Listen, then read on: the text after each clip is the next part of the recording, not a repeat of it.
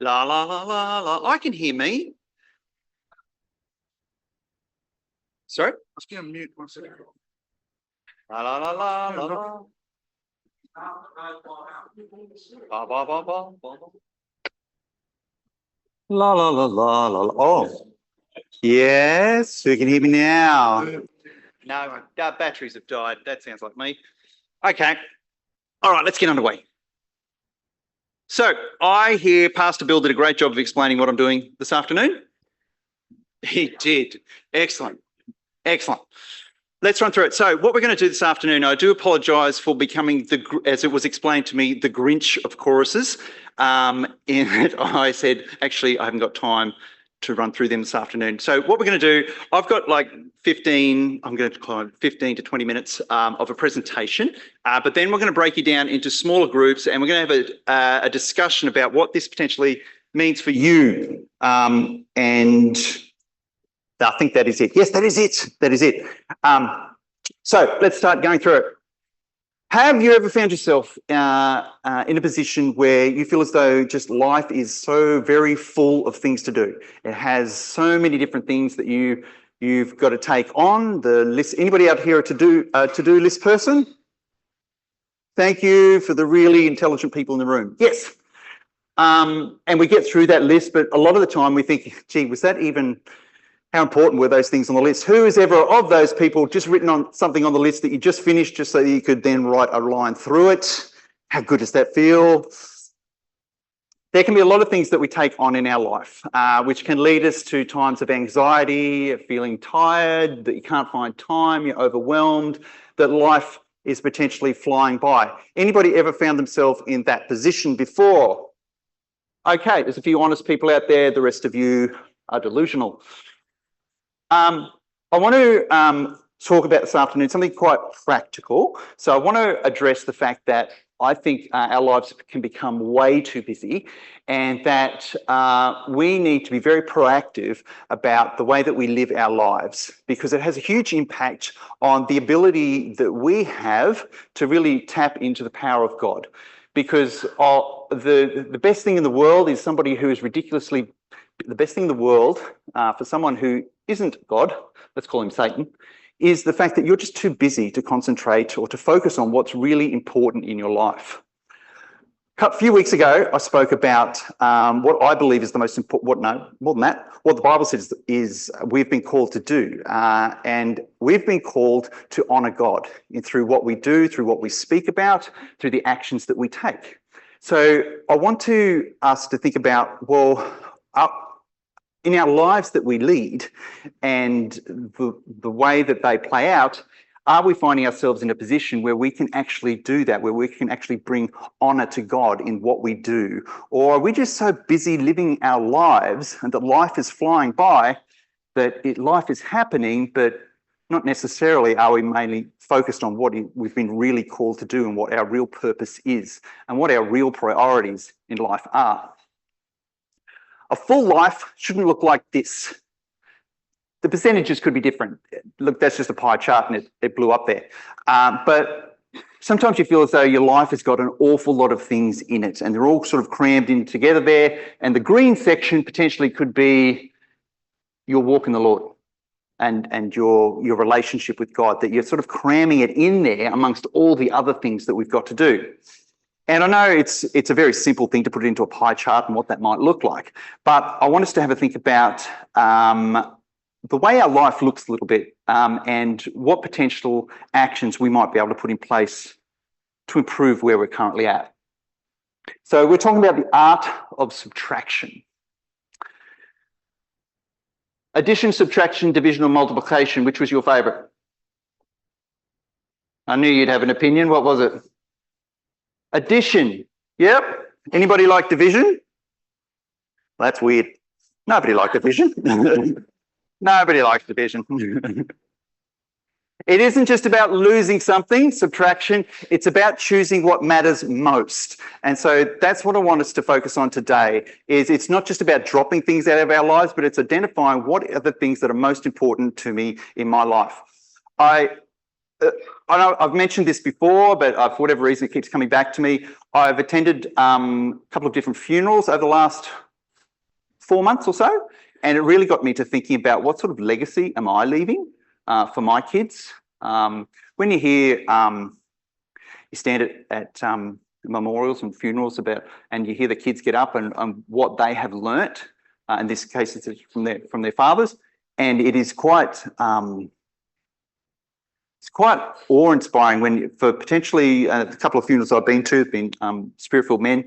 The legacy that they have left with the people that they've come in contact with, and it made me just start to think about, well, what is it that I'm leaving, and what is it that I'm focused on primarily? So subtraction, we're going to be talking about surrendering control, about being busy and important. Anybody out there busy and important? Just me. Everybody find themselves doing lots of busy things that they feel are absolutely important at that time. Okay, good. And denying self is the other thing that I want us to talk about, and what that means we'll look at moving forward. Surrendering control. Trust in the Lord with all your heart and lean not unto thy own understanding. Before I get to that one, we're going to look at 3 different short accounts from the Bible today. And we're going to pull out some learnings from within that. And then at the end of this, we're going to get you to sort of sit down and have a talk with one another about what that might actually mean for you as well. Surrendering control. So it speaks about there. Trust in the Lord with all your heart and lean not unto your own understanding. And we can talk about those things that we can take away from our lives. But one of the things that I think we need to think about is the amount of time or what occupies our mind, and how our head can be full of an awful lot of things as well. And often that is because rather than we're trying to lean unto our own understanding, rather than trusting the fact that the Lord has these circumstances in hand for us, and trusting that He is going to be there for us, rather than us trying to work it out by ourselves. Gideon, a story that you will know well, I'm sure. And if not, ask me about it later. But we know the story about Gideon, who went into battle originally with how many men? A lot. It was the right answer, yes. 32,000. And then God said, do you know what? Knock 22 of those off. And so he went in battle with 10,000. He said, still not enough. And then he got him down to 300. And then he said, do you know what? I want you to go in with trumpets and flames and pots. And I want you to go and battle those thousands of men over there. And do you know what? Do you know what he had to do? Do you know what Gideon had to do? He had to give up control. And he had to acknowledge, do you know what? I can't work this out based on what I think might be correct. I can't base this what I think, is the right solution for me. I'm going to trust God in these circumstances. And a lot of times, as I mentioned before, that we can find ourselves in a position where we want to be able to control everything ourselves and work it all out, and that can fill our minds with lots of different things. But often we just need to go, do you know what? I'm going to drop all those things where I'm looking to solve the world's problems and I'm looking to take it on. Is it a bloke thing that we do that very often? Nope, just me. Where we will try and resolve things. I don't know if it's a masculine thing, but it's definitely a Russell thing, where we try and work it out ourselves for pride or for whatever it might be. Busy and important. Come to me, all you who are weary and burdened, and I will give you rest. Who knows the story that I'm about to refer to? Who can guess what it is? Not Harry or Vicky, who saw this last week. These guys. Mary and Martha. I've done it again. Which one was which? Mary was busy. No, Martha was. Good, just testing. Good, you did well. So Martha was busy. Yep, good. Martha was the very busy one, and she and Mary would sit at the feet of Jesus and just take in all that he had. Now, Martha wasn't busy doing things that were wrong. She was there trying to help and serve those around her. She was very busy trying to do all these things that I guess she felt was the right thing to do at the time. And she was putting a lot of effort and time into it, and it was taking her up. And she's frustrated by the fact that, Mary, get up and help me. And I want us to think about the fact that we too can be in those circumstances, even here for church, that we can find ourselves in circumstances where we go, I'm so busy doing all these different things. I'm doing all these different things. Come on, somebody recognise me. Somebody recognise that. And why doesn't everybody else jump up and do that? But there are times where we need to recognise that the most fruitful thing for us is to take a moment and to sit at the feet of Jesus. And I'll address this a little bit later in a different point, but the fact that we have to take some time aside and recognise that it is good for us to have space in our lives, to have margin in our lives where we can sit and dwell and think on what God has done for us and what he can do for us when we allow him to, when we allow ourselves to be guided and directed by the Spirit. We need margin in our lives. Margin is a concept that's talked about when you're borrowing money, or when particularly might be in the share market or something like that. You've left a margin there where there's an element of, that it might get eaten into at some point, but you have a safety barrier there. And sometimes I think in our life, if you look back at that big circle, we don't leave a lot of margin for what, the time that we set aside to sit and dwell on what God has done for us and what he can do for us, and being guided and led by the Spirit. A lot of times we're just so busy doing lots of different things that we don't leave time for him and for what's really important in our lives. I spoke to a couple of ladies here in the fellowship around COVID time. And prior to COVID, they had very busy lives getting their children to lots of different activities that they were doing. And then COVID came along and they went, oh, can't get them there. And then COVID finished and they went, yeah, we're not doing that again. Because they found that they really enjoyed the time that they spent with their kids, because they actually had them there with them and they weren't sort of sprinting to the next thing, to the next thing, to the next thing, and the next thing. And so a lot of the times we can feel that things are important, but it just becomes very busy and we lose track of what it is that we have been called to do and what purpose we've been brought into. So we need to leave some margin in our lives where we've got time to sit and dwell at the feet of Jesus. Denying self. Whosoever wants to be my disciple must deny themselves and take up their cross and follow me. There's a decision that we make. Who's living your life at the moment? Hands up if it's you. I'm not sure who it is if it's not you. Is it you? Are you living your life? Are you making your decisions about what you spend your time on and what you do? Or do you feel as though someone else has actually made all those decisions and you don't have any control over it? You have control over that. And we need to accept that. And whoever wants to be my disciples must deny themselves and take up their cross and follow me. There's an opportunity here for us to recognise that we need to make decisions about what we take on in our life and what we do with our day-to-day life, if we want to put ourselves in a position where we can take up the cross and to follow God. This young man had a difficult decision. He approached Jesus and said, I want to tell me what I need to do. And Jesus said, you do this. He said, I've done that. He said, great. Sell everything you have and follow me. And his identity obviously was wrapped up in what he'd been able to achieve. It just says he's a rich young ruler. If I expand that a little bit, then maybe he had some really nice things that he'd undertaken to earn himself, and that's what he recognised himself as, because he'd spent time and effort and money and taken risk in order to have these things, and that's who he was. And Jesus said, give away these things and follow me. But that's who he saw himself as, and he couldn't do that. It's important that we recognise how we identify ourselves as. And you could be sitting here thinking, it's all right, that one doesn't count for me, I'm not rich. But it's not about it, that he was, but it's really about how you identify yourself and what you see yourself as, and are you willing to give that up in order to follow through on the one true calling that you have in your life as Spirit-filled Christians. But whatever were gains to me, I now consider loss for the sake of Christ. Who said that? It was indeed. It was indeed.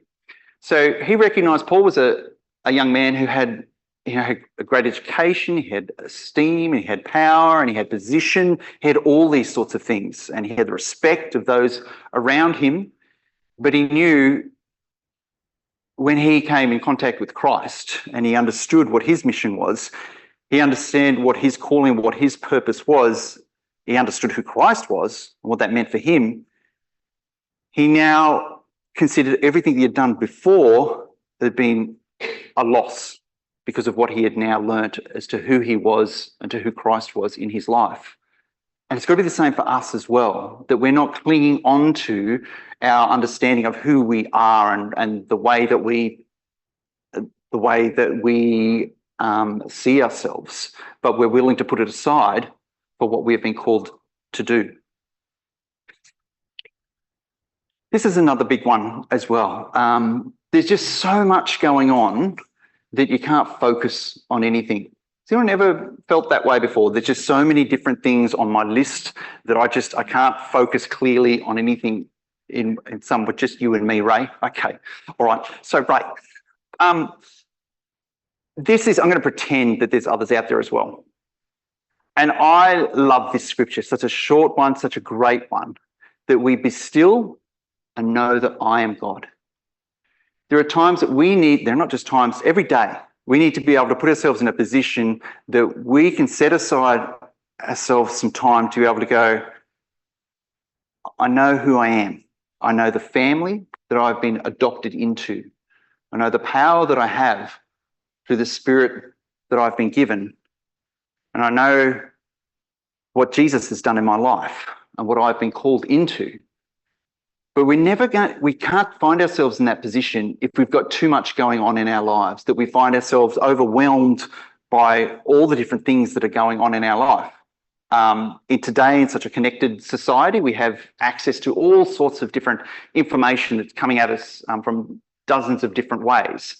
And the real peace and the stillness that we get becomes when we can shut that noise off, where we can be still and know that I am God. That we find ourselves in circumstances where we're not always necessarily sure what the answer is going to be, that we know that God does. And that peace and calmness comes from not our ability to trying to solve the circumstance, but actually take ourselves away from it, to subtract ourselves from that and our thoughts and our ideas, and just know that, do you know what? God has got me. So we've tried to have a look at simplifying our priorities, about editing the unnecessary, about creating space in our lives, about surrendering control. We've looked at busyness and about denying self, about putting yourself in a position and going, do you know what? These are things that I've made priorities in my life, but I need to take a step back and look, what sort of impact are they having on my life, and how very important are they? Who knows what the Pareto principle is? God, you knew you would. All right, in Maryborough I could make it up, but here I can't. So it's the 80-20 rule. Okay, oh, no, I've got it right. Okay, the 80-20 rule. Who's ever heard of that one? There we go. Okay, so it basically says that, and it's a rule that seems to apply across a wide range of things within society, where 20% of the work will get you 80% of there, and then you spend 80% of your time trying to get the last 20% done. And it's about identifying what are the really important things that I need to focus on in my life. Another one, a well-known one that you will know, is who's seen the jar that's got the big rocks and then the slightly smaller rocks and the smaller rocks? And everyone knows that. So the big rocks are what are the big priorities in your life? The smaller rocks are the slightly less prioritized ones. The pebbles, even less important, and then you put the sand in there as the last to fit in. It's about recognizing that unless you put the big rocks in first, the big priorities in your life, you're never going to fit everything else in. If you try and put all the other smaller priorities in your life, you're not going to get what the main priorities are in your life.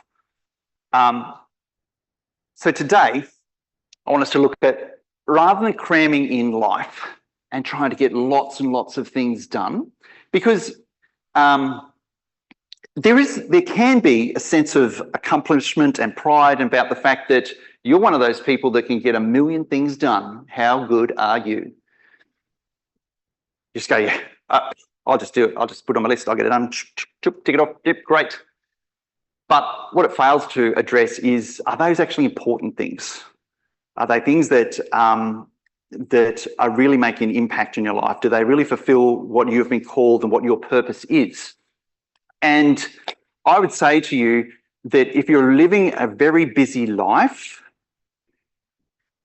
come and talk to me about it later, but I think you're doing it wrong. And I speak to myself as much as anyone when I say that, because potentially we're not focused on what is really important and giving that the time and effort it deserves by trying to cram in all sorts of different things in our life. And not just physical things, but also what's going on in our head as well. This is what I might suggest. I'm not suggesting you should only have 5 things. I'm just suggesting less. And I've given you something that has a big circle in the middle of it, because this is what I'm suggesting that needs to dwell there, that we are centered by the Holy Spirit and we allow that to guide what we do actually prioritize in our life, that those things we have done, that we allow that to guide and direct our priorities in our life and to work through them. So there's a number of things that you might be able to go, these are the things that I really want to focus on.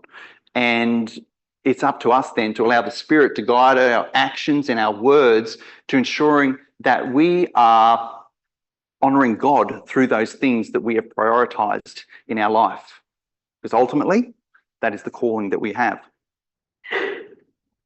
You were taught to put off your old self, which has been corrupted by its deceitful desires, and to put on the new self, created to be like God in true righteousness and holiness.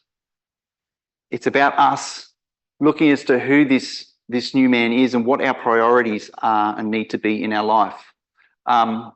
Has anyone seen the show, I think it's on Netflix, called Minimalism?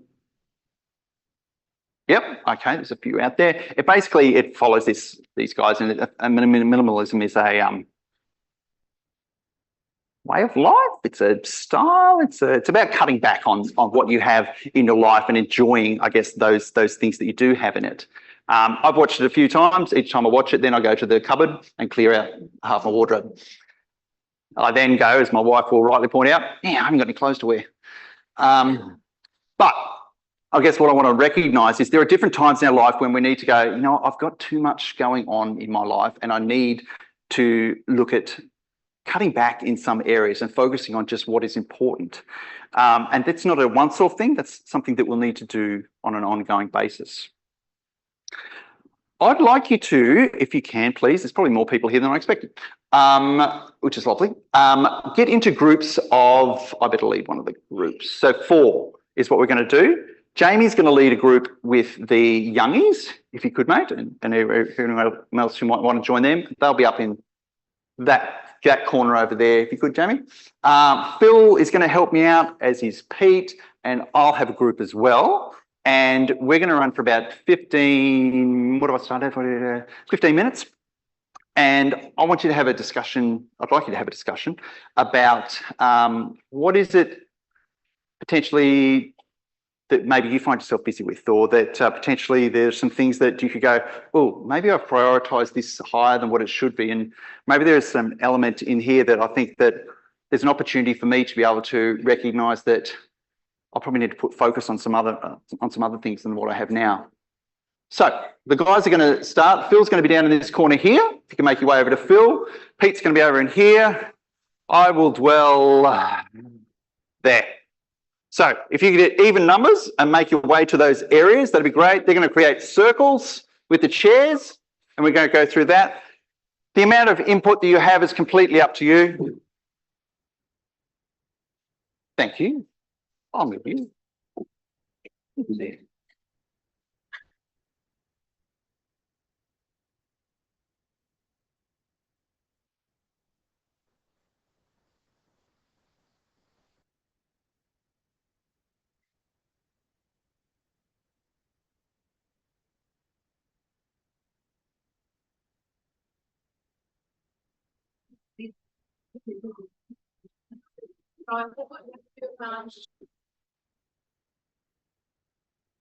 All righty. Thank you all for being playing a part in that. I pre-planned a little bit better. I didn't realise how many people we'd have. We'll probably have some smaller groups, and what we'll do next time, I think we'll move some outside to be able to do that. I know some had trouble hearing at times, so I do apologise for that. So I wanted to, I think one of the things that came out of our group was the fact that there's different stages in your life as to where, I guess, how busy you find yourself, but what do you find yourself busy with? But I think one of the things that the key points is that we still look at what we're doing throughout our life and going, oh, is this truly a priority for me? Is this fit with what my calling is as a Spirit-filled Christian? One of the things that was mentioned was the fact that more time for, and depending on stage of your life, but less time about I and more time about what I can do for others, as opposed to what I'm trying to fulfill in my own life. And I guess at different times of your life, you have more opportunity to be able to do that. Thank you for the time that you've placed in those discussions, and thank you for those discussion group leaders. This afternoon is an attempt, I guess, just to be able to bring us in on the topic, everyone, to be able to provide their input and their thoughts around it, and just, I guess, to develop your thinking around it, and I guess understand where others are at with it as well. For myself, I'm going to be a little bit more focused on some of those sort of practical things. If I do this in future, just some more practical things that we can implement on a day-to-day basis will be my the topics, I guess, that I will look to be able to take on doing this going forward. Thank you very much all for your participation. I hope you have a wonderful week. We will stand and close with just a word of prayer. And Pastor Bill, I'm going to get you to do that.